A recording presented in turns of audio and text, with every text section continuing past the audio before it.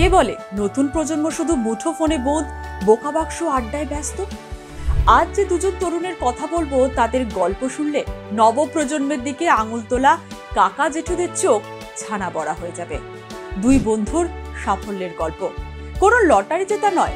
এই দুই তরুণ তথা দুই পড়ুয়া হয়েছে কোটিপতি শুধুমাত্র মেধার জোরে।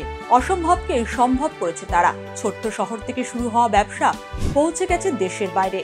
কোটি টাকার ব্যবসা গড়ে চমকে দিয়েছে এই দুই তরুণ। সোশ্যাল মিডিয়ায় রীতিমতো সেনসেশন। এই দুই যুবক প্রমাণ করেছেন ইচ্ছা শক্তি আর কঠিন পরিশ্রম করলে অসম্ভবকে সম্ভব করা যায়।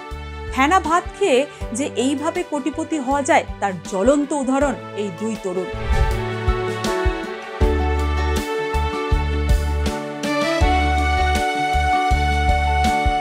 পাহাড় ছৌ শিল্পের দেশ পুরুলিয়া। শীত পড়তেই পর্যটকরা ভিড় করেন এই জেলায়। প্রাকৃতিক সৌন্দর্য যেমন রয়েছে তেমনই রয়েছে দারিদ্র্যের সঙ্গে লড়াই। এই পুরুলিয়ার আদ্রা শহরই দুই যুবক নতুন ভোর এনে দিয়েছে। একদিন যারা ফেনা ভাত খেত তারাই এখন কোটি টাকার ব্যবসায়ী। কি এমন করলো যে শূন্য থেকে একেবারে কোটিপতি? সব বলবো। আগে এই দুই তরুণের সঙ্গে আপনাদের পরিচয় করাই।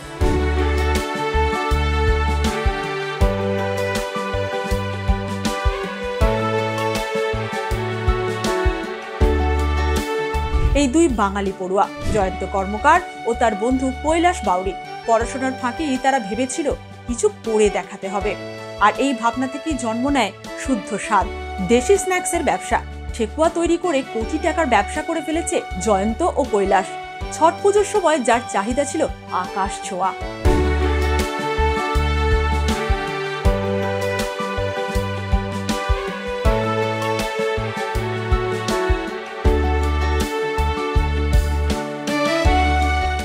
ঠেকুয়ার গল্প কথা পুরুলিয়া থেকেই শুরু, এটা আমরা বলবো না। তবে এর যে কর্পোরেট ভাবনা বিশ্বে ছড়িয়ে দেওয়ার যে চেষ্টা, সেটা কিন্তু আমরা তুলে ধরার চেষ্টা করছি।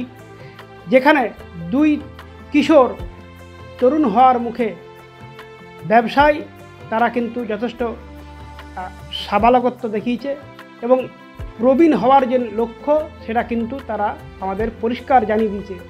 এখন অনলাইন ডিমান্ড যে যোগান দিতে তারা কিন্তু হিমশিম খাচ্ছে। এই অবস্থা থেকে তাদের লক্ষ্য রয়েছে যে সমস্ত বহুজাতিক সংস্থা, নামি দামি সংস্থার যে কুকিজ বিস্কুট রয়েছে তাদের সঙ্গে সমান হারে পাল্লা দিয়ে বাজারে জায়গা করতে। কি ভাবছেন? বাঙালি হয়ে ঠেকুয়া তৈরির ভাবনা এলো কোথা থেকে? সেই গল্পটাই বলবো। বিস্কুট স্ন্যাক্সের ব্যবসার কথা ভাবতে গিয়ে ঠেকুয়ার কথা মাথায় আসে তাদের। ঠেকুয়াকে স্ন্যাক্স হিসেবে প্রেজেন্ট করে তারা। দুই তরুণের বয়স মাত্র 17 বছর। জয়ন্তর বাড়ি আদ্রা থানার কাটারাঙ্গুনিতে, কৈলাস থাকে লোয়ার বেনিয়াশোলে।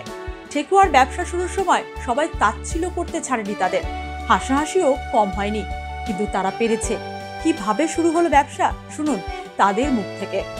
খুবই ভালো চলছে।